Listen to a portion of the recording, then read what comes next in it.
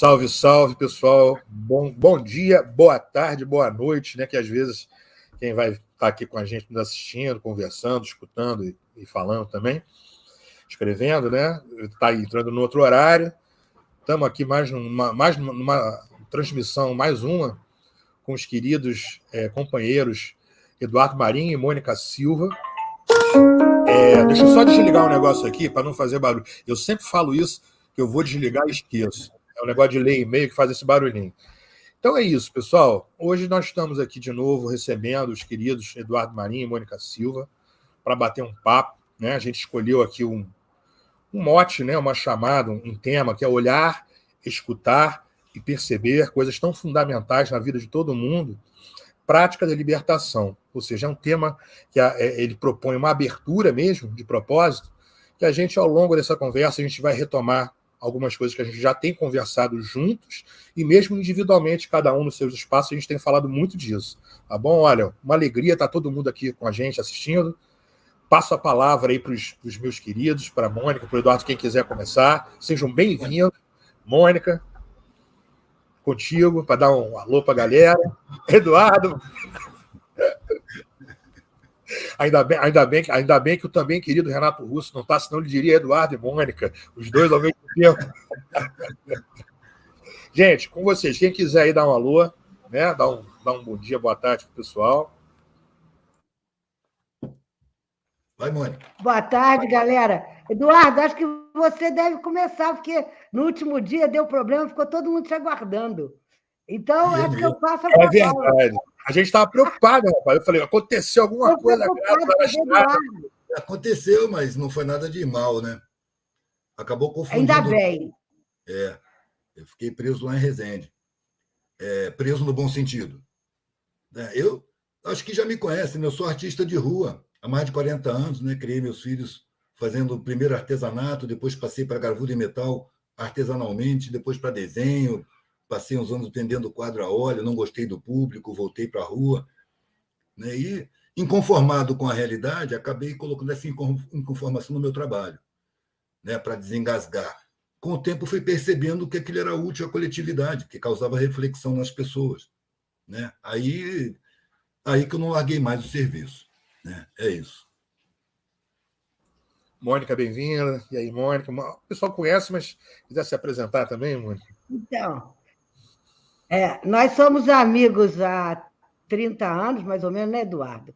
E eu também, eu sou esquizoanalista, então eu conheci a esquizoanálise logo no início do curso de psicologia, e justamente foi maravilhoso pela questão de eu perceber alguém falando alguma coisa que não fosse lugar comum, e questionando o formato da sociedade e o tipo de vida que poderia viver se a gente tivesse coragem de fazer algumas mudanças, né, na nossa vida. Por isso, o livro A Revolução Molecular foi o livro que eu usei desde o início, que mudou a minha vida.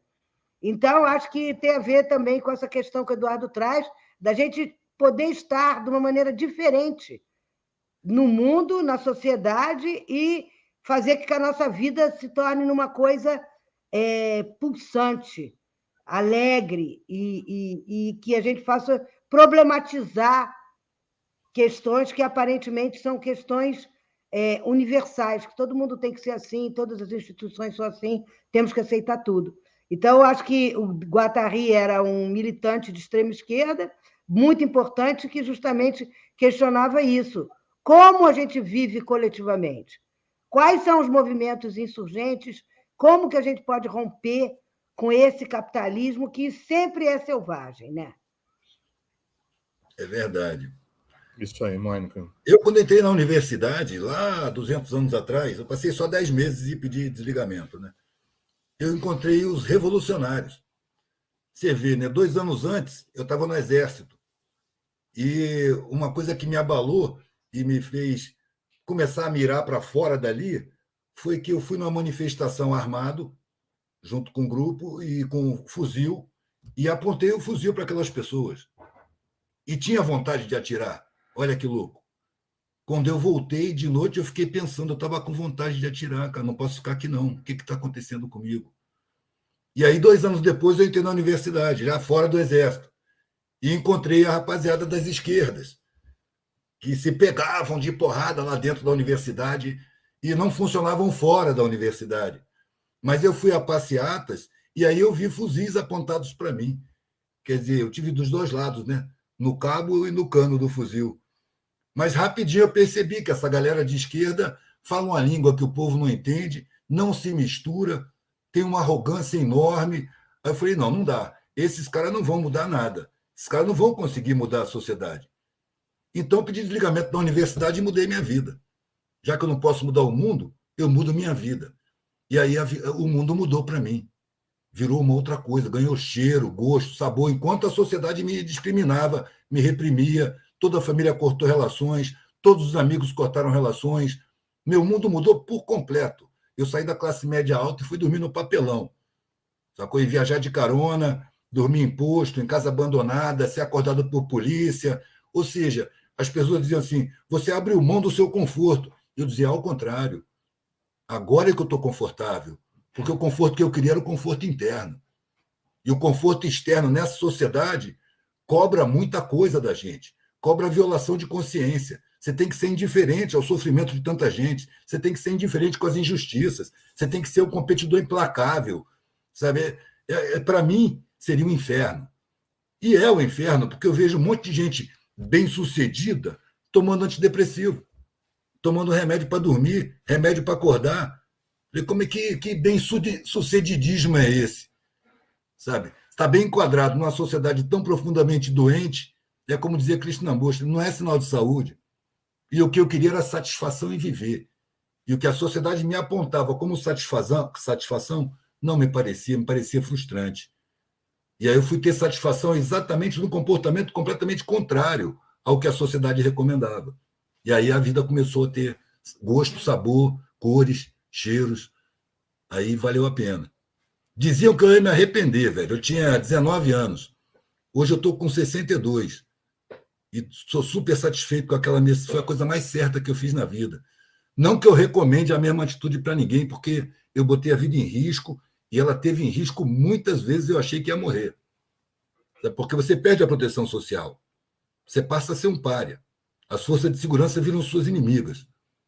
Entendeu? Então, não é uma coisa que eu recomendo para ninguém, mas foi fundamental na formação da minha visão de mundo, para 2 anos depois começar a colocar no meu trabalho. E até hoje vai no meu trabalho que eu vejo. Então, para mim, eu não cheguei ao ponto do extremo do Eduardo, né? Mas quando eu larguei a engenharia na PUC, né? E dentro de uma família de classe média, morando na Zona Sul do Rio de Janeiro, e que eu tive que bancar minha faculdade de psicologia, porque a família cortou tudo, né? Já que eu não estava fazendo mais engenharia, fazia psicologia, que eu ia morrer de fome e era a profissão de vagabundo, de quem não queria estudar, de quem não queria trabalhar. E aí, quando eu parti para os Estados Unidos, para conhecer o capitalismo, né, eu parti para os Estados Unidos com $20 no bolso. Né? Eu cheguei lá, troquei de lugar com uma amiga que estava lá há 6 meses e comecei uma vida de aventura e de trabalhadora, sem dinheiro e tendo que viver do meu trabalho. Várias situações aconteceram nos 3 anos que eu morei lá, né? Porque eu trabalhava de faxineira, trabalhava de basigueu em restaurante, trabalhava cuidando de velho, entende? Mudei de casa várias vezes, dormi dentro de carro, fui fazendo as aventuras enquanto isso, esperando o momento de eu poder entrar em contato com o Guattari para poder ir para a França. Eu só pensava que eu tinha ido para lá para juntar dinheiro para ir para a França. Ao mesmo tempo, me divertia terrivelmente, né? Eu conheci um mundo gay que aqui no Brasil ainda não tinha, ao mesmo tempo o mundo de esporte e o mundo de aventura, né? E sem ajuda nenhuma do Rio, do Brasil, nada. Eu tinha que me virar com o que eu conseguia lá.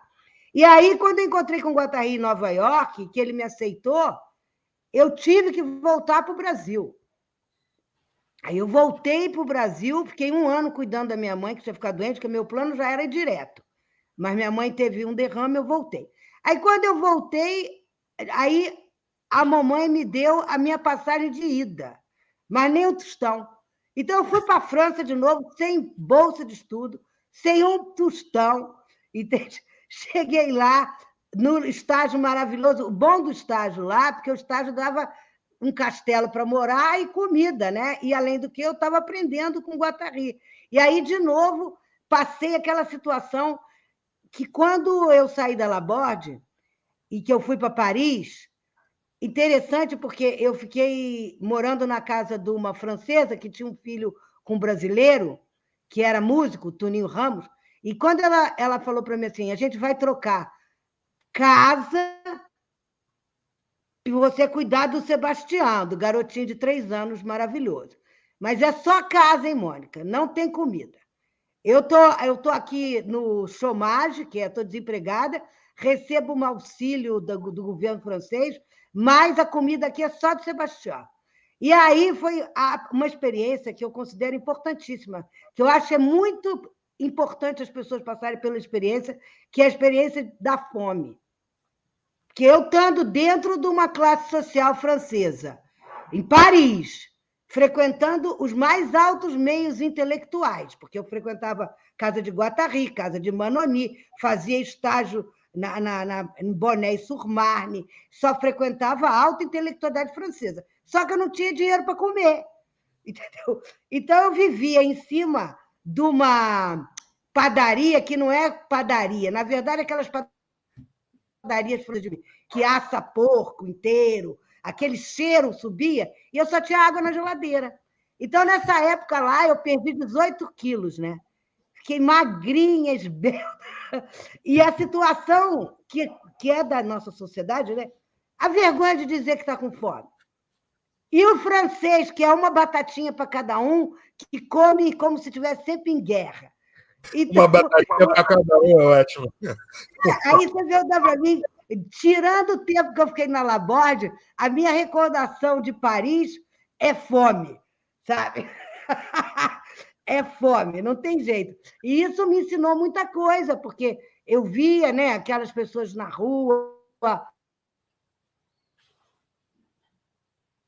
Caiu a... Eu acho que sem querer desligou.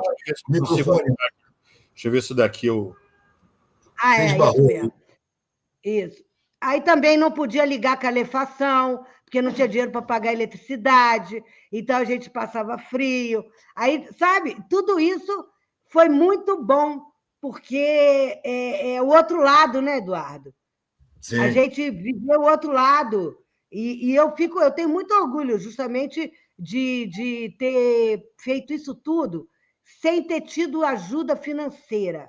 Eu não fui bancada, não teve bolsa, não teve família que ajudou, não teve nada. Eu tive o acolhimento do Guattari, o acolhimento da Marie José e da Manoni, que lá me acolhiam, mas tudo que eu estudei e que eu consegui de experiências, eu não devo nada a ninguém, sabe? Muita gente pensa, foi para lá porque a família deu dinheirinho, porque não sei o quê, não teve nada disso. Nunca teve, nunca saí do Brasil com um tostão de família, nem apoio nenhum institucional. Sempre saí com a cara e com a coragem. E isso eu acho que é muito importante. A gente percebe que pode, né, dar potência. Por isso que eu acho que a potência que o Guattari e Deleuze falam na esquizoanálise, ele vem dessa coisa da luta pela sobrevivência. Se jogar no mundo, né, Mônica? Se lançar no mundo, né, literalmente, né? Ouvindo também o que o Eduardo falou. Medo. Sem medo, porque essa coisa, o capitalismo joga com o quê? Com medo. Paranoia, medo, o tempo todo medo. Aí fica paralisado. Não dá nem tempo da gente pensar em ter medo quando você está na aventura. É ou não é? O meu medo era ter uma vida medíocre, porque eu tinha consciência que a vida passa, a vida acaba. E o meu medo era chegar na velhice arrependido da vida que eu tinha vivido. Eu preferia morrer antes. Até por causa daquele encontro com um milionário que falou que agora que eu estou com quase 90 anos, que eu percebi que a vida vai acabar, a porta da morte está na minha frente, eu olhei para trás e minha vida tinha perdido totalmente o sentido.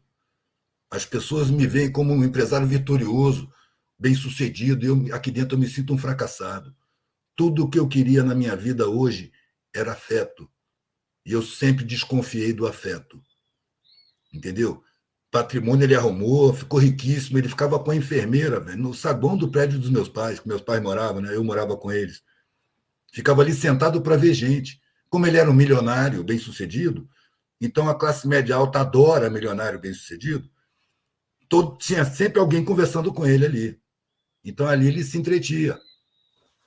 Ele que me chamou, me sentou na frente dele e falou: olha, eu fiz na minha vida tudo o que me disseram que era para fazer. E eu estava exatamente nessa fase, eu dizendo para os mais velhos da minha família que aquele caminho parecia frustrante, que eu queria experimentar outra coisa, e eles dizendo: não faça isso, isso é da idade, isso passa, você vai se arrepender, termine a universidade, tire seu diploma. E eu falei: nossa, se eu tirar o diploma, eu vou virar um pequeno burguês, vou virar advogado, vou tirar férias uma vez por ano, vou ter que tratar com a falcatrua legislativa, porque na área jurídica não existe justiça, é muito raro. O que existe é interesse, é jogo, malabarismo com leis. E a técnica, né, Edu, para chegar lá, né? A técnica. Exato, exato. É muito sujo, eu não tinha dom para aquilo. Tem gente que tem dom, que é honesta, e são esses advogados que são exceção à regra, entendeu? Que são realmente honestos. Mas a maioria é jogador, está ali para jogar, sabe? E isso aí não me interessa. O sucesso aqui nesse mundo não me interessa. Na verdade, sucesso, para mim, é chegar no fim da vida e comemorar a vida vivida. Quando eu passar pela morte, eu quero falar valeu. E já posso dizer isso. Valeu. A Mônica lembra eu passar na porta da casa dela com 3 crianças.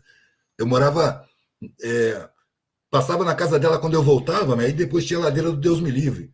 Até chegar na minha casa, lá em cima do Zé Chara. Porque era muito íngreme? Por que o Deus me livre? Porque era muito íngreme. Muito íngreme. Carro de tração dianteira não subia. E de traseira ainda corria o risco de cair na vala da chuva. Várias vezes eu vi carro caído na vala da chuva. E carro lá era difícil subir mesmo. Mas era um lugar ótimo de morar. E eu cozinhava a lenha, não tinha fogão a gás, não tinha geladeira. Mas como aqui é muito frio, né? Então a comida não estragava. Eu conheço aí Mauá, Maringá e Maromba, né? Eu morava lá perto da Maromba. Agora eu estou em Minas, né? Agora eu estou perto do Mirantão. Passei décadas longe daqui e agora, 2 anos, com a pandemia, eu voltei para morar aqui, na região, mas estou do lado de Minas, 10 quilômetros de Mauá. Você sabe de uma coisa? Só para fazer um encaixe aqui, circular um pouquinho. Eu estava escutando vocês agora. Eu já falei um pouquinho, bem brevemente, mas eu vou reforçar isso, trazendo algumas coisas novas. Vocês dois, conhecê-los, né? Cada um no seu tempo, vocês trouxeram uma coisa muito nova, muito, muito bacana para mim, na minha vida, entendeu? Que eu vou dizer agora. O Eduardo, eu já falei uma vez, Mônica estava lá no 247 aqui, que foi uma aluna do primeiro ano que apresentou o teu trabalho para mim. Que ela falou assim: professor, te apresentar aqui, te apresentou como filósofo e vou encaixar depois. Isso tem 6 anos, pelo menos, e tal. Letícia, me lembro muito bem, porque foi uma aula muito, muito especial naquele dia, inclusive por esse desfecho, né? E eu passei a conhecer algumas coisas que você pensava, que você dizia, a partir da apresentação que a Letícia fez, né?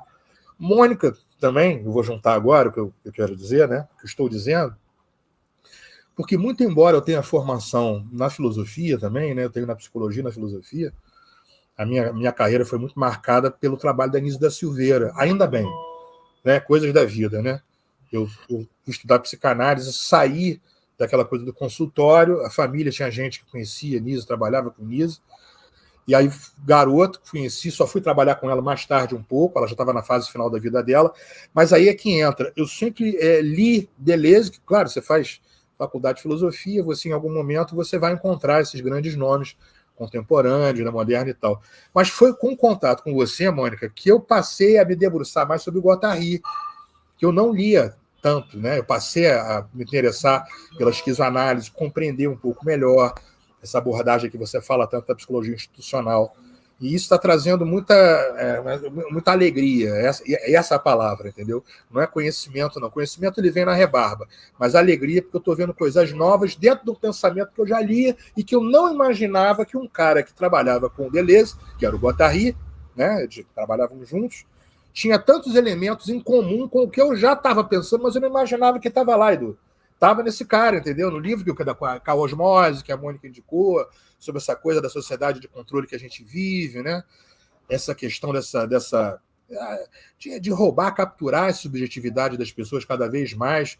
A gente estava falando aqui, vocês acabaram de tocar nisso, né? Eu hoje em dia, já com 56 anos, eu acho que tem uma ilusão aí, né? Esse relato que você fez desse empresário, né? Muita gente fazer uma construção de que o material, né, que é importante. Veja só, eu não estou dizendo que o mínimo de materialidade não é importante, senão a gente não se veste, senão a gente não come, se a gente não mora, mas assim, que o material, o acúmulo, né, o símbolo da matéria, ele vai preencher o ser humano, ou seja, é a quantidade, é o acúmulo, é o ter em privilégio. Quando você vê, você trouxe o exemplo desse empresário, Mônica, outros, eu já tive vários relatos em vários lugares diferentes, o quanto que o amor, ou seja, o afeto, o acolhimento, né, a receptividade, a alteridade, a sensação de comunidade do outro, isso é incomensurável. Isso talvez seja o grande tesouro, eu vou usar essa palavra aqui no sentido que não é o sentido de dinheiro, a grande riqueza humana esteja aí, e essa virada de capitalismo para neoliberalismo, com essa exploração agora com a era digital, tende a soterrar, a insistir nesse soterramento cada vez mais, né? Fazendo com que a gente, que eu estou dizendo, população, demografia, entre sempre em disputa, entre sempre em competição, é um querendo esmagar o outro, é um querendo suplantar o outro, a escuta do outro, né? Como é que você está? Como é que está a tua vida? Está tudo legal contigo? Pô, tempão que eu não falo contigo, às vezes 2, 3 meses e tal. Isso morre, né? Um endurecimento cada vez maior do olhar para o lado, olhar para o outro. Consequentemente, que sociedade é essa? Né? Que mundo é esse?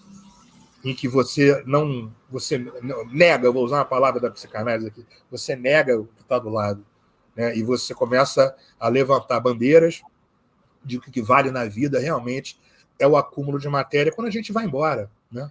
Não tem para onde correr. Se alguém puder me apresentar, né, uma realidade diferente, que nós nos desintegramos e vamos em algum momento, né, todos temos prazo de validade, a gente não sabe qual é a data, mas todos temos prazo. Não estou querendo dizer que Deus decide, não, entendeu? Mas, tipo assim, em algum momento o pacote, né, desintegra. Claro. Mas a negação disso é um negócio incrível. Olha, eu estou falando, só para passar a bola agora, não estou falando de dinheiro também, não. Estou falando de capital intelectual, que muitas vezes entra-se em disputa. Estou falando de capital afetivo, que muitas vezes se manipula e usa como se o outro não existisse, como se o outro não sofresse, né? Sim. É uma prática. Gente, isso é difícil. Né? Eu não estou falando... eu acho que nós não estamos falando de uma coisa fácil, mas é uma riqueza. E é verdadeiro. Só para fechar com o Edu, só para você saber o que eu insisto da filosofia.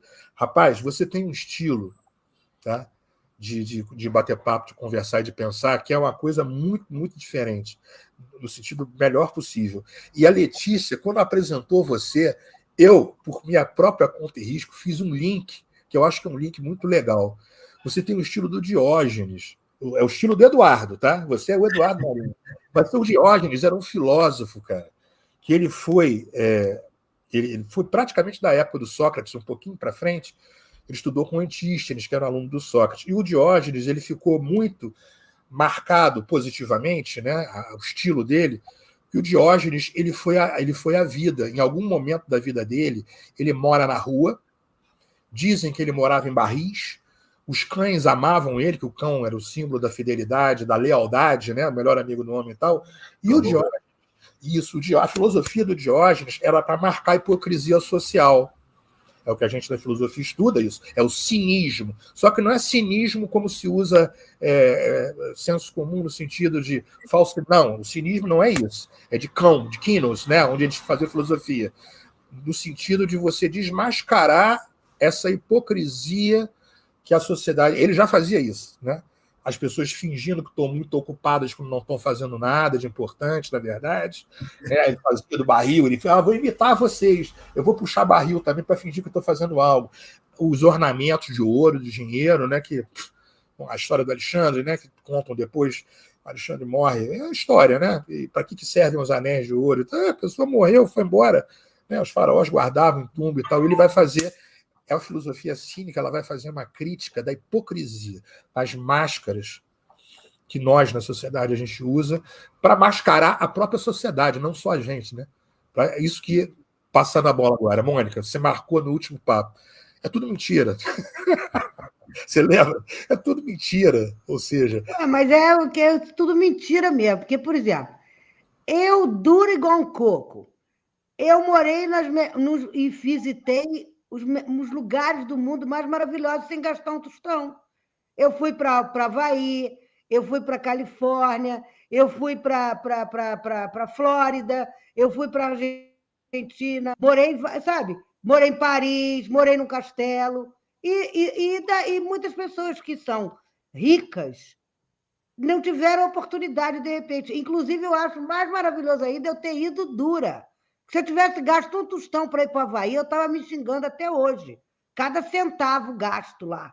Porque o cão chupando manga aquilo ali. Entende? 50% da população é militar. Você está ali numa base militar, Pearl Harbor, um troço violento.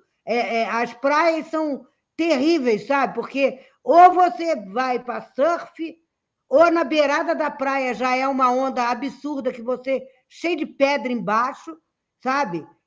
Você não pode tomar cerveja na praia, sabe? Você não pode andar, tudo as outras praias boas são tudo proibidas. Uma repressão militar horrível, eles destruíram totalmente aquela cultura da Indonésia, daquele pessoal de lá, sabe? Então, quando é tudo mentira, entende? Porque eu vejo a minha vida que eu tenho hoje, com 65 anos, e a vida das minhas colegas ricas, nossa, minha vida é 10 vezes melhor, porque essa que é a proposta, é você mudar a sua vida. Não vai conseguir mudar a sociedade, mas eu mudo a minha vida. Eu mudo a minha vida molecularmente. De que maneira eu quero viver? Pode. Eu pensei aqui numa coisa, desculpa essa interrupção rapidinho aqui, que a Hélida Lopes, ela está lançando para nós três, né? Mas você estava com a palavra aqui, ela fez uma pergunta aqui que eu acho que a gente podia, né, dar um acolhimento aqui para ela. A Hélida falou o seguinte, olha lá, tenho depressão profunda, ansiedade generalizada, diversas fobias, fiz 45 anos, me sinto muito perdida, penso em suicídio muitas vezes. Que mensagem vocês podem me deixar? Gratidão, Recife. Posso falar? Claro. Uma vez me perguntaram isso, né? Uma pessoa nessa situação, que pensava em suicídio. Eu falava, cara, não se preocupa não que você vai morrer. A morte é certa. Agora, enquanto isso, vive. Tá tudo ruim? Pega umas coisas, bota numa bolsa, aponta o nariz e vai embora, mano. Vai andando, ganha o mundo. Deixa que o mundo te mata. Arrisca a vida. Mas não se mata, velho. Vai viver. O problema é a vida que você está levando. Sabe? Se a vida tá ruim, você não vê saída, olha para a porta. A porta é a saída. Pega o que cabe numa bolsa e sai andando. Vai correr risco. Vai experimentar o que é viver sem nada. Qualquer coisa é melhor do que se matar, entendeu? Se matar é você fugir da raia antes da hora. Porque você vai de qualquer jeito.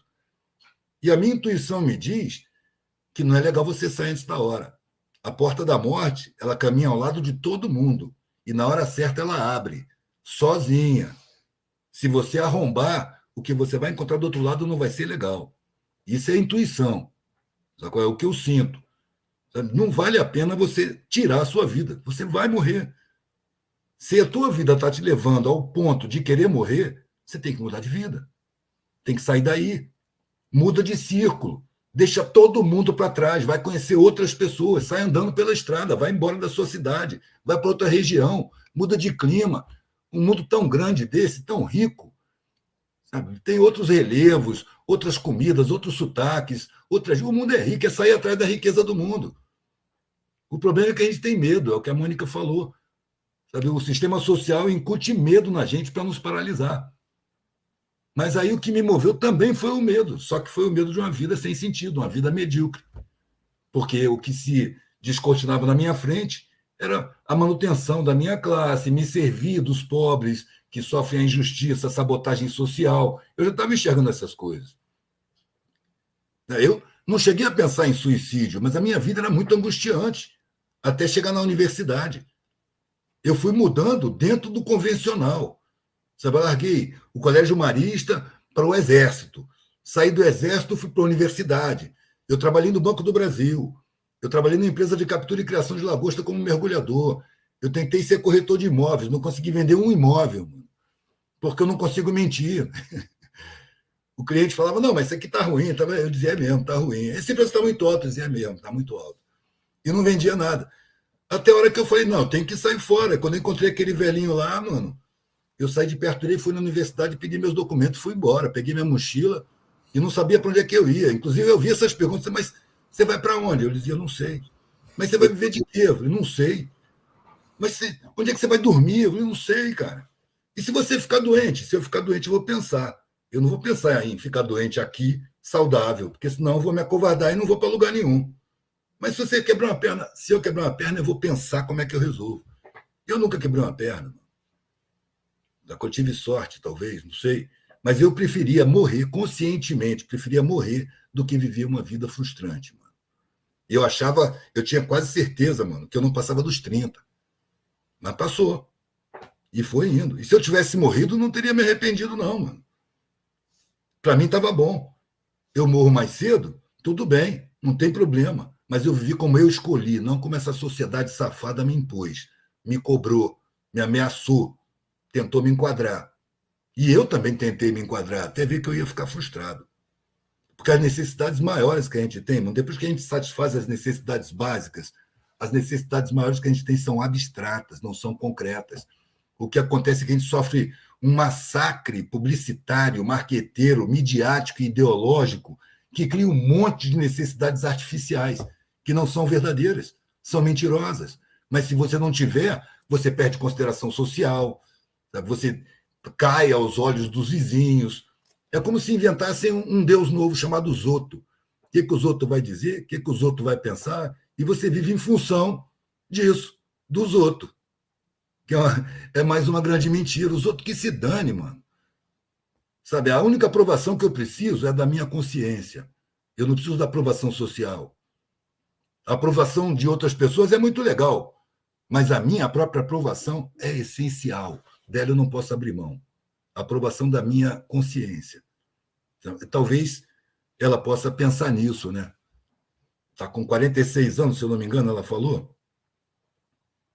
Só um minutinho aqui. 45. Menina, dos 40 aos 50 foi o auge da minha juventude. Eu tinha a mesma energia que eu sempre tive com a experiência das vivências. Já não me atirava tanto em roubada. Já não sofria tantas consequências. Né? Já estava exercendo a sabedoria da vida, que eu aprendi na mendicância, mano. Aliás, o que me fez tomar bronca do linguajar acadêmico, desses autores que todo mundo cita, Deleuze está incluído.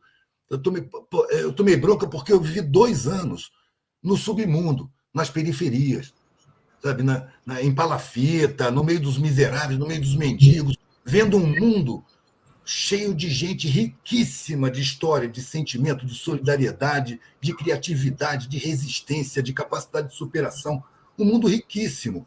Aí, depois que nasceu minha filha estava com quase 1 ano, eu comecei a fazer um artesanato mais elaborado, que o que eu quero dar para minha filha é uma comida decente, né?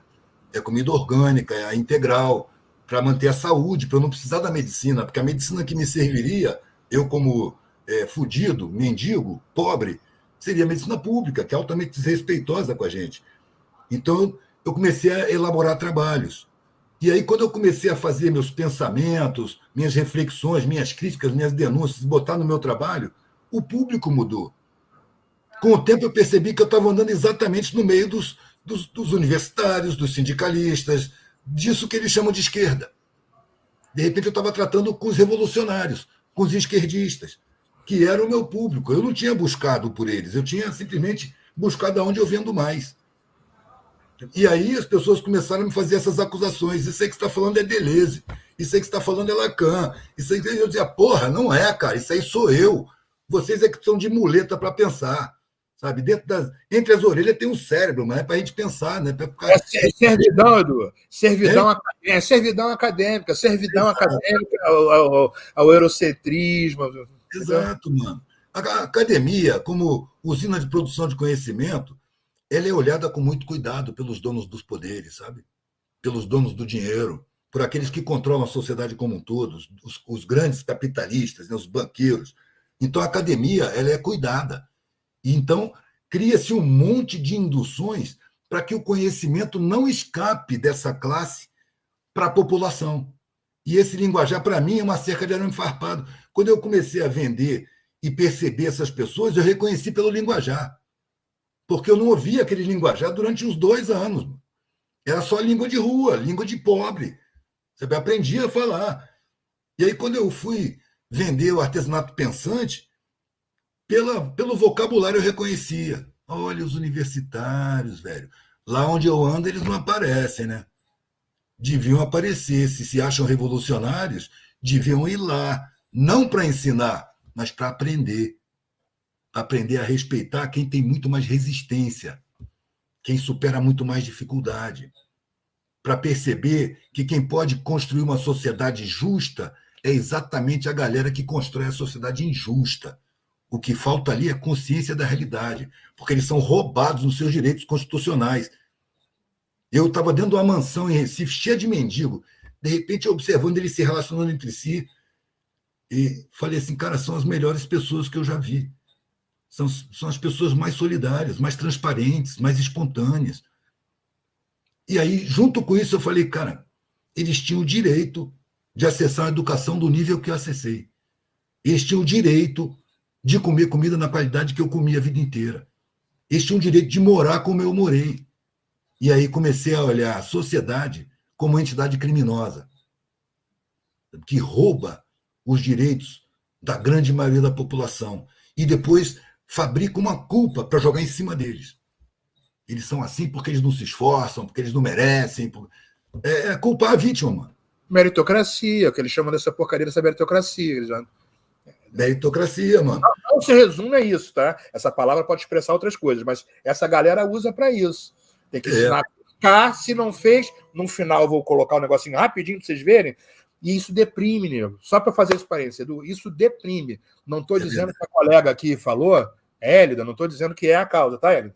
Eu não gosto muito dessa coisa de causa, não. Mas que isso deprime, porque tira a potência de vida das pessoas, gente. Verdade. Isso suga a potência de vida da pessoa, mesmo que seja uma potência, como o Edu acabou de falar, como a Mônica já tinha assinalado, de você se lançar. Se vai dar certo ou não alguma coisa que você vai fazer, né? Se você vai construir para você alguma coisa, você vai descobrir. Mas assim, isso do antes de não fazer, isso já é sugar a potência da pessoa. Com uma cobrança fictícia, sei lá, imaginária, ou do Deus outro, né, Edu? É os outros, é ZOTO.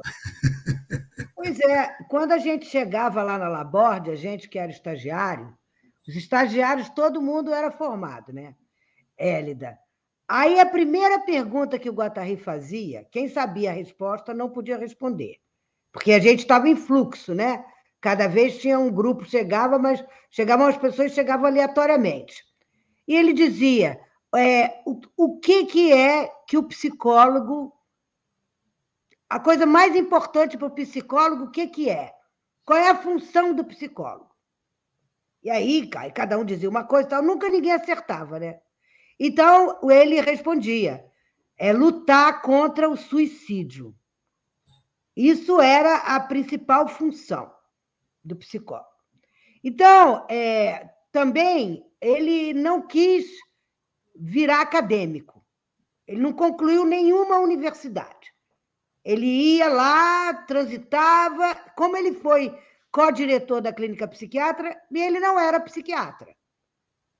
Então, Hélida, primeiro que eu acho o seguinte, né? Eu, como esquizoanalista, e que esquizoanalista clínica, claro que eu tenho que oferecer os meus serviços a você, na medida em que você está pedindo ajuda. Então, você pode me ligar, porque, apesar de eu ter me aposentado do SUS, aqui continua existindo o SUS. Tá? Ninguém deixa de ser atendido, se quiser e precisar. Então, meu telefone é 21982031023, se eu puder te ajudar. E, fora isso, a questão... Eu concordo com o Eduardo, eu sempre digo a essas pessoas quando dizem que querem se matar. A gente não sabe se pode ser pior.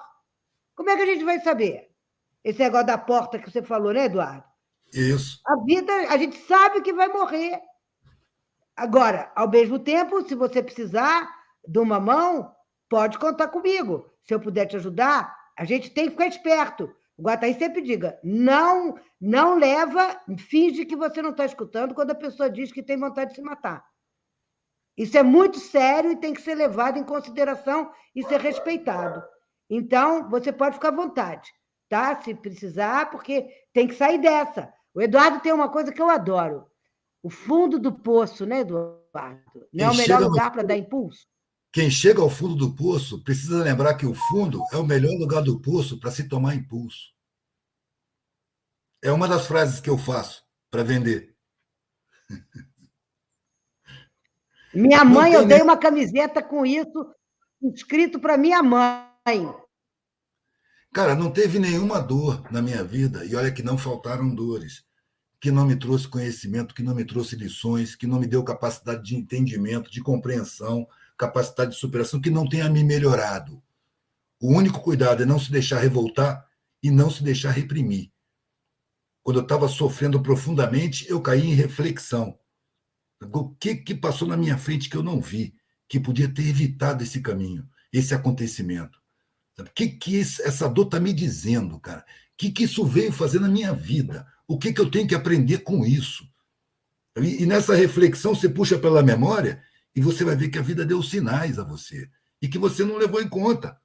Porque os sinais não vêm com placa, olha, isso é um aviso. Não, os sinais passam na sua frente. É um olhar interesseiro, uma opinião espontânea, é um acontecimento. A gente tem que estar ligado nos sinais. Tanto que eu fiz outra frasezinha, né? Há sinais, vê quem é capaz. Você conhece. Olhar, escutar, perceber. Prática de libertação. Mano. E agora, eu tenho uma outra dica que eu acho bem legal também para a pessoa em depressão. Primeiro, a pessoa, na minha opinião, é muito melhor sentir raiva do que sentir tristeza. Então, a pessoa tem que sair, desse negócio que o Eduardo estava falando, a culpa. A pessoa não tem culpa nenhuma, mas tem um monte de gente que tem culpa por aquilo que você está passando. A própria sociedade é uma grande vilã culpada. Então, muitas vezes, por várias lavagens cerebrais, as pessoas não podem ter raiva de pessoas que prejudicaram demais a sua vida e que, por causa disso, talvez você esteja em depressão. E uma saída da depressão, em vez de sentir pena de si próprio, poder sentir raiva dos outros ou das coisas que aconteceram que estão fora de si. Então, é muito importante o depressivo sair dessa posição de olhar só para si, sabe? Tem que olhar para fora, botar os sentimentos para fora, porque senão essa coisa introjetada faz muito mal. Isso que o Eduardo falou, pega a mochila, vai olhar para as outras coisas, vai a outros lugares. Isso, tem que tirar o olho do umbigo. Posso só complementar uma coisa, reforçando? Quando o Edu estava falando, você acabou de falar, eu vou falar rapidamente, tanto da prática da clínica, como da vivência também. Também tive, mas muito tempo atrás, de processo depressivo, cada um tem de um jeito, e exatamente isso.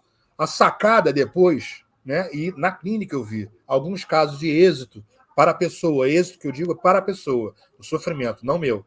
Eu estava ali para não atrapalhar. E aí, qual foi? No momento que a gente ou o outro consegue se deslocar desse lugar de ficar em si mesmado. Isso pode representar dentro de casa, o Edu falou, saia na rua, vai ver. Como é literalmente você sair de você mesmo. Inclusive, eu vou fazer uma representação aqui. Eu não sei nem se a Hélida, quando fala da... Você escreveu, né, Hélida, pedindo um toque da gente e tal, sobre fobias e tal. Tem uma coisa que é de um tempo para cá que surgiu, que é uma patologia chamada, como é que é o nome? Síndrome do pânico, né? Tem até remédio para síndrome do pânico. A síndrome do pânico, gente, ela é a velha neurose de angústia. É a velha companheira, na hora de que a pessoa quer sair de si e não pode. Como é que você vai fugir do teu corpo se você está dentro dele? Aí você quer sair correndo e você não consegue ir para lugar nenhum que te satisfaça, porque você vai acompanhando você mesmo. E aí dá aquela sensação de falta de ar e tal. É angústia violenta de morte, né? Isso aí que não tem nome, que a gente não sabe nomear e tal. E esse exercício que o Edu aponta, que a Mônica falou, e que a gente vê também na clínica, quando é um processo longo, né, da pessoa tentar localizar as raivas, né, poder botar para fora todo esse lixo que a gente vai acumulando, né, das relações, das coisas que não são boas, justamente você poder ver o outro. A gente, desde o início, inclusive, a gente olhar, escutar e perceber, a gente escolheu aqui um nome juntos, né, os três. Você vê o outro o quê? Você vê que tem muito mais coisa lá fora do que o nosso umbigo, do que a nossa vida. Inclusive em grau de importância. Importância mesmo. Nós somos uns grãozinhos de areia, entendeu? Então, até a nossa dor, não é que a gente não deva dar atenção para a nossa dor, mas até a nossa dor, às vezes, ela pode ganhar a perigosa dimensão de uma coisa divina que todo mundo tem que parar para nos socorrer, quando, na verdade, a gente tem que dar conta dela, pedir ajuda, e muitas vezes somos ajudados, basta a gente falar, e girar a coisa. Girar, que eu estou dizendo aqui na palavra comum, é sair, ver gente, distrair a cabeça, parar de ficar parado mentalmente, principalmente, né, para tentar sair dessa posição, que é uma posição. Eu não sou, para fechar, eu não sou adepto da área da saúde que acredita que os casos de depressão que eu vejo, aí a maior parte dos que eu vejo, tem uma origem, não gosto dessa palavra, fisiológica, não acho. Eu acho que é a mente integrada com o nosso corpo, que é indissociável, parada, funcionando, né, estagnada num sofrimento, em alguma coisa, em vivências que vêm de fora, né, também que são ruins, né, para pegar o que a Mônica observou. Então é isso. A Hélida dando feedback aí para a galera aí. Bom proveito, Hélida. Agora, Mônica, você falou uma coisa que vai ao contrário do que eu tenho dito por aí, que eu prefiro sentir tristeza do que sentir raiva, porque a raiva pode me tornar destrutivo, entendeu? E a tristeza não. Agora, mas você, Eduardo, não é depressivo. Pois é, mas é isso que eu ia falar. A tristeza, para mim, não é deprimente, entendeu? Ela é reflexiva. Ela não cai na depressão. Então, melhor a raiva do que a depressão. Porque a tristeza, mano, é uma hora que você para, você diminui a velocidade, você para, você sente, você pesquisa, você reflete, ela te obriga a refletir. Desde que você não caia na lamentação, naquela coisa de ser o centro do mundo. Sabe, tá com um problema sério? Olha em volta que você vai ver um montão de gente que tem problema muito pior do que o seu. Tem gente que nasce cega, tem gente que nasce aleijada, tem gente que sofre acidente, tem gente que está na cadeira de roda, tem gente que está nessas situações todas e mantém o bom humor, mantém boas relações, tem uma participação positiva na coletividade, é exemplo de resistência, é exemplo de ser humano, sabe? De superação de condições adversas. Uma vez eu peguei uma carona com um camarada, é muito raro um carrão dar carona. Eu acho que foi na última viagem de carona que eu fiz, em 2005. O cara me pegou em Palmares e me levou em Salvador. Ele era um fotógrafo muito bem sucedido, e eu estava com Brisa e Ravi, a minha mais velha e o meu mais novo. Eu tinha levado a mais velha, que ela estava grávida, inclusive. E aí ele foi falando comigo, percebeu, isso aconteceu muito. O cara que está dando a carona percebe que eu tenho uma capacidade reflexiva e começa a me contar coisas que eu sinto que não conta para ninguém. E ele falou, cara, eu sou o cara mais bem sucedido da minha família. Eu ganho mais dinheiro do que todo mundo. Ninguém tem um carro como esse aqui meu. Eu tenho vários patrimônios. E, no entanto, era para eu estar feliz. E, no entanto, eu sinto um vazio, cara. Eu sinto um vazio enorme, velho. Eu falei, porque esse não é o objetivo da vida, mano. Esse é o objetivo que a sociedade te diz que é. Mas o objetivo da vida é abstrato, mano. Como é que andam seus afetos? Velho, o cara parou de falar. E ficou calado pelo menos uma meia hora, mano. Pensando como é que estão os seus afetos. Porque ele chega num ponto, mano, que ele já não confia em ninguém. Para ele, todo mundo é interesseiro. Ele só confia em pessoas que têm o tanto quanto ele. Interesseiro no que ele tem, claro, né? Para ele, todo mundo é interesseiro, ele desconfia, que nem aquele empresário lá, que nunca acreditou no afeto. Ele sempre desconfiou do afeto. Porque ele era top da riqueza. Mano. Entendeu? Então ele bota as pessoas a serviço dele, mas não cria afeto com as pessoas, porque desconfia. Nós estamos num mundo de miséria, nós estamos num mundo que estimula a competição. Então a tendência é quem tem menos do que você ficar de olho no que você tem. E aí o cara perde o contato afetivo com o mundo. E a vida perde o gosto. E aí vem a angústia. Ele não pensa nisso, ele tem dinheiro para se entreter, para se ocupar, mas na hora de dormir, ele é obrigado a refletir. Então ele toma um remedinho exatamente para não refletir, para dormir com base química, para não pensar na vida dele. Ele não quer saber, ele não quer pensar. E aí ele acaba se futilizando, se superficializando e vivendo uma vida de superfície. Isso não pode satisfazer ninguém. Isso adoece a gente. Pois é, porque o problema, como a Roberta está trazendo aí, por exemplo, tem algumas esse comentário aqui. químicas, isso. O caso do veneno. Eu, por exemplo, trabalhei numa região do tomate, muito agrotóxico de tomate.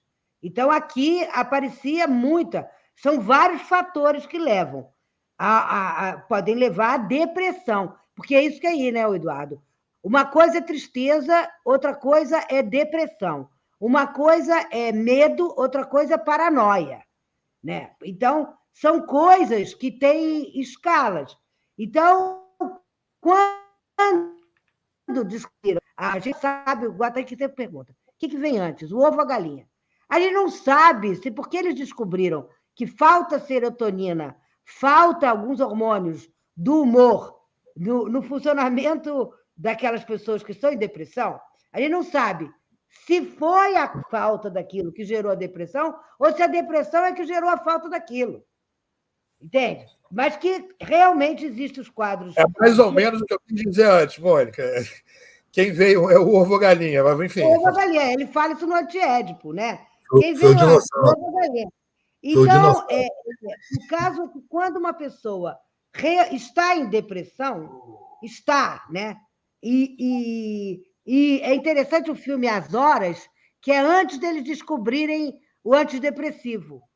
É antes, eles não sabiam que tinham nenhuma causa física. Então, é interessante como é que as pessoas se suicidavam assim com uma facilidade e que ninguém... Aí chamavam de melancolia. Aí veio Freud, né? Luta e melancolia, aquele negócio. E entra quase, Mônica, no Freud, tem gente que trabalha isso, entra quase na classificação de uma psicose, de uma outra psicose. Né?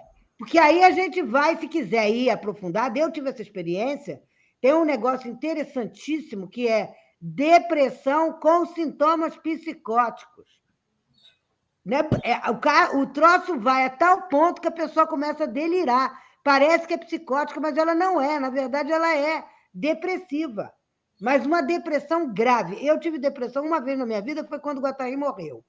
Então, posso dizer que eu tomei antidepressivo durante 3 meses, mas era luto. Mas o troço ficou tão brabo que meu mundo caiu, né? Acabou tudo. Naquela hora que eu cheguei em casa, que eu soube que o Guatari morreu. Você estava noiva dele, né? Você estava noiva dele. Eu ia casar com ele em dezembro, ele morreu em agosto. Você ia casar com o Guatari em dezembro, Mônica? Eu ia morar com o Guatari em dezembro. Não sei se ia casar, né, Eduardo? Ia morar, né? Mano, casar e morar na mesma casa, velho. Eu ia morar com ele. Namorar é não morar na mesma casa. Um casal que não mora na mesma casa é um casal que namora. Um casal que mora na mesma casa é um casal casado. Eu nunca dei moral para ninguém. Mas aí, Eduardo, eu só ia saber o que ia acontecer quando eu estivesse morando lá. Porque eu nunca tinha namorado o Guatari. Ele me convidou para ir, falou aquilo ali que ele queria, e eu, claro, falei, vou. Agora, o que aconteceu, não sei. Vem para cá casar comigo, foi isso? Vem para cá morar comigo. Já está tudo resolvido. Você vai fazer seu mestrado no Paris 8, vai vir morar comigo. Você vem? Eu falei, vou. Pronto. E aí eu ia ver o que ia dar, né? Infelizmente, ele morreu antes dessa experiência. Não era para Ia ser ser. uma experiência, uma experimentação. A gente precisa marcar um morar junto sem nunca ter namorado. Com certeza. Pode crer. Gente, esse era o Guattari, tá? Essa é a Mônica Silva. Essa é a Mônica. O Guattari que não sabia tudo. Ai, meu Deus, só vocês. Gente, só um minutinho, aí eu passo de novo, que a gente está chegando aqui, perto de um tempo que marcou. Apareceu o tempo para mim aqui. Apareceu? Eu queria só mostrar um negócio rápido, mas na verdade eu queria ouvir vocês, que é muita coincidência, eu tinha reservado isso. É uma passagem pequena, é uma frase comprida do Byung-Chul Han, que é um filósofo que o pessoal sabe que eu curto muito, a Mônica também curte, comentei com o Eduardo hoje, é um cara muito, muito interessante, mas ele tem uma passagem que encaixa muito legal num livro dele chamado Psicopolítica, que é uma área que a gente está estudando de um tempo para cá, mais ou menos, que ela estuda técnicas de manipulação das psiques, nunca separado de corpo, tá, gente? Por favor. Quando eu falar aqui manipulação da psique, a psique ela tá dentro da cachola aqui, tá? Não é uma coisa etérea que voa, não, tá bom? Então é isso aqui, olha aqui. Deixa eu ver se dá para todo mundo ver. Deixa eu diminuir só o... Pronto, botar aqui. É bem rapidinho, que aí eu passo de novo a palavra. Vamos ver se eu coloco aqui. Ó, eu vou botar isso aqui, pá. Essa aqui que eu queria botar. Isso aqui é passagem da página 11 e da 12 desse livro. Tá? Eu botei porque marca, olha que coisa muito legal para quem acompanha esse cara que a gente está falando. Página 11 para 12. Ele vai dizer assim, o neoliberalismo é um sistema muito eficiente. Vai dizer, por quê? Porque ele explora a liberdade. Tudo aquilo que pertence às práticas e às formas de expressão da liberdade, ele está falando de rede digital também, tá, gente? Da exposição total, de ficar até de madrugada. Não é de fazer um trabalho, não, mas é ficar servo, né, para passar todos os seus dados e informações. Emoção, o jogo, a comunicação, tudo que a rede explora. Tem os joguinhos que a gente sabe, Candy Crush, o Facebook explorou muito isso para roubar dados e tal. Tudo isso é explorado. Explorar alguém contra a sua própria vontade não é eficiente, ou seja, na força, né? Isso não é eficiente. Ele vai dizer que, na medida em que torna o rendimento baixo, a exploração da liberdade que produz lucro é a consentida. É aquela que a pessoa não percebe que ela está sendo explorada, inclusive psiquicamente, mentalmente. Falamos isso aqui.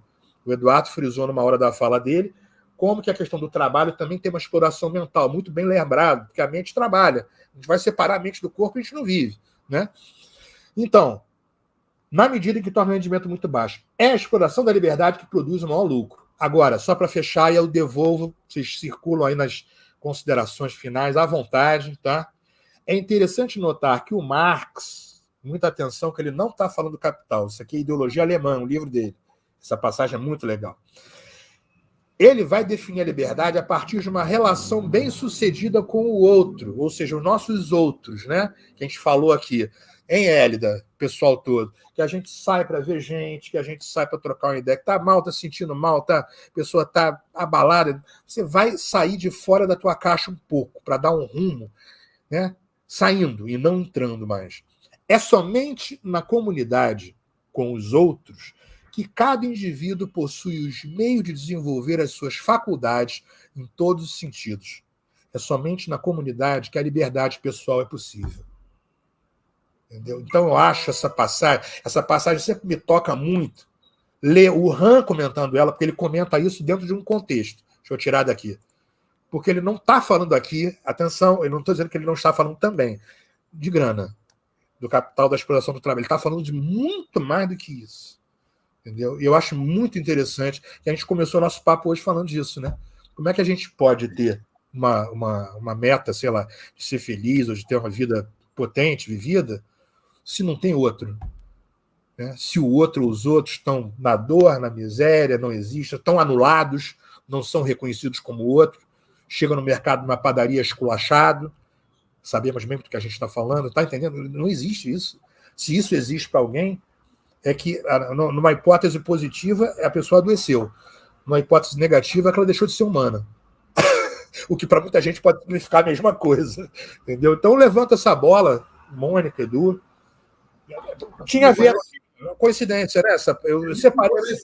Me parece o óbvio bem explicadinho. Porque eu percebi isso na vida, né? Na prática cotidiana. Tratando com as diversas classes na rua, onde as pessoas se sentem mais livres para serem o que são. Né? Nos seus lugares de lazer, na mesa do bar, vendendo artesanato. Eu sempre estava observando bem as pessoas. E me parecia que as mais louvadas eram as menos felizes. Né? A da cabeceira da mesa, que pagava a conta, tinha uma angústia ali. Já entre os mendigos, não, a espontaneidade total. As dores são físicas. É o massacre policial, é a perseguição, a invisibilidade, coisa que nunca me doeu.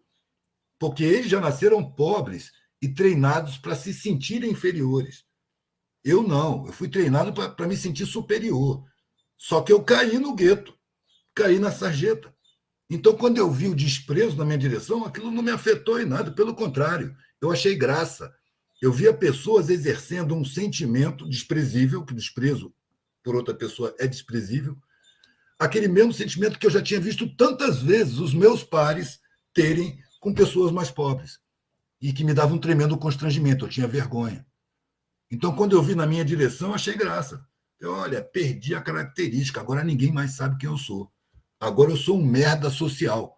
Vou tratar de ser um bom adubo. É isso. Passamos de 1 hora, hein? Mônica, dá suas considerações aí. Então, eu acho interessante, eu até lembrei minha mãe que falava assim, interessante, porque exatamente eu sendo uma brasileira pobre, jogada na França, em Paris, eu frequentava a alta intelectualidade francesa, a casa deles e tal, e era tratada com uma dignidade como eu nunca fui tratada aqui no Brasil. Entende? Quando eu voltei já da França, como eu não tive mestrado, doutorado, PhD, entende? Os ditos intelectuais brasileiros têm até um preconceito comigo, entende? Porque, e aí eu lembro, mas Guattari também não tinha nem diploma. Por isso, quando a gente fala, porque Deleuze, Deus Leuze, então, porque o Deleuze estava lá aprisionado dentro da universidade. Guattari não, nem ligava. Isso que você fala é muito importante, né? A gente foi... Aí teve um determinado momento que eu ouvi a fala da minha madrinha maravilhosa, que sempre me dá umas orientações, falou, Mônica, para de falar para quem não quer te ouvir. Não debate, não. Fala só para quem quer te ouvir. Lógico. E aí, acabou o problema. Para de falar para quem não quer te ouvir. É muito bom. Não se joga semente fica criando uma coisa que visa minar a nossa autoestima. Se a gente for... Eles não gostam da gente. Eles não querem ouvir o que a gente quer falar. Tá bom, então a gente não fala para eles e também não escuta o que eles querem falar mal da gente. A gente fica... né? Vai para outro gueto. Vamos para outro lado. Sabe? Isso é muito importante, porque a gente não precisa ouvir o que não quer ouvir, né? A gente pode tentar evitar essa convivência tóxica, porque a gente não vai mudar, né, Eduardo? A gente tem que reconhecer a terra com a qual a gente está tratando, né? As mentalidades são terras. Você tem semente, velho, você vai jogar na terra fértil. Tem terra que é árida, mano. Não adianta, guarda a sua semente para jogar numa terra mais produtiva. Exatamente. Tem tempo de eu contar uma historinha pequena aqui, mano? Com certeza, claro. Eu estava expondo lá em Santa Teresa os meus desenhos. Eu faço desenhos a nanquim e reproduzo na serigrafia. E estava com as serigrafias expostas na parede e sentado num degrau da calçada. E eu vi que tinha um cara com um cara de entendido, muito bem vestido, olhando assim com isso aqui franzido, a mão no queixo, cada desenho ele foi olhando. Quando ele chegou em mim, sentado no chão, ele olhou para baixo e falou assim, quem faz esses desenhos? Eu falei, sou eu. Ele, como que se assustou? Você que faz esses desenhos? Sou eu que faço. Ele falou, é serigrafia? Eu falei, é serigrafia. Ele falou, você numera atrás? Eu falei, não. Aí ele fez uma cara de interrogação. Eu falei assim, eu não numero. Ele fez uma cara de escândalo. Você não numera? Eu falei, não numero, eu faço quantos vier na cabeça, mano. Isso aí é útil para pensar, quanto mais eu fizer, melhor. Aí ele se zangou, mano. Então isso não tem nenhum valor no mercado de arte. Aí eu ri e falei, não tem nenhum valor no mercado de arte. Eu não estou no mercado de arte, eu estou na rua. É aqui que é o meu lugar. Eu não estou nem aí para o mercado de arte. O mercado de arte também não está nem aí para mim. Ele não falou mais nada, mano. Foi embora ofendido. Ele tá pensando no valor, né? Mano. Não. E também nas convenções. O cara devia ser um artista acadêmico. Entendeu? Então ele tem regra para seguir. Se você vai fazer serigrafia, você termina. Você vai fazer 100 cópias. Você faz 100 cópias, depois destrói a matriz e nunca mais faz aquele desenho. Porra, se o desenho causa reflexão, ele tem utilidade pública. Eu quero fazer um monte. E não estou nem aí para o mercado de arte. Regra, mano. Para mim, só a menstruação mesmo. Né? As regras. Muito bom, gente. Então, bom, então eu vou dar um alô também final para o pessoal. Na verdade, o alô meu é agradecer a companhia, não é nem a presença, é a companhia da Mônica, do Eduardo, de todo mundo que esteve aqui participando, perguntando, a galera aqui, ó, o Hélida, o Antônio, a Roberta e o resto do pessoal todo. Foi muito bom estar aqui com vocês hoje, muito legal o papo, muito proveitoso, né? Sim. Faremos outras vezes, né? E é isso, sigamos em frente e saiamos de casa, né? Sim, para o mundo. Agora eu quero fazer uma correçãozinha aqui, porque eu falei em menstruação e me soa mal pra caramba. Tem muitas regras que a gente tem que seguir, né? Tem o Estado, tem as leis, tem um monte de coisa que são regras dignas de serem seguidas. Mas essas regras de valorização, para mim, são todas falsas. O valor é abstrato, né? Muitas vezes a pessoa olha para o meu desenho e fala, qual é o valor? Eu digo, bom, depende. Tem gente que dá um valor excessivo, tem gente que não dá valor nenhum, mas para os dois o preço é o mesmo, né? Não vamos confundir valor com preço. Tranquilo, Edu. Feito. Olha, muito bom aqui. Então, ó, Hélida, a gente também já estamos todos nos aguardando aqui com vocês também o próximo encontro, tá bom? Então, por hora, nada de se matar, né, Hélida? Senão não vai poder participar do próximo encontro. Então, aguardo o seu contato se quiser. Obrigada, gente. Maravilha, hein? É para morrer de rir. Isso. Até, galera.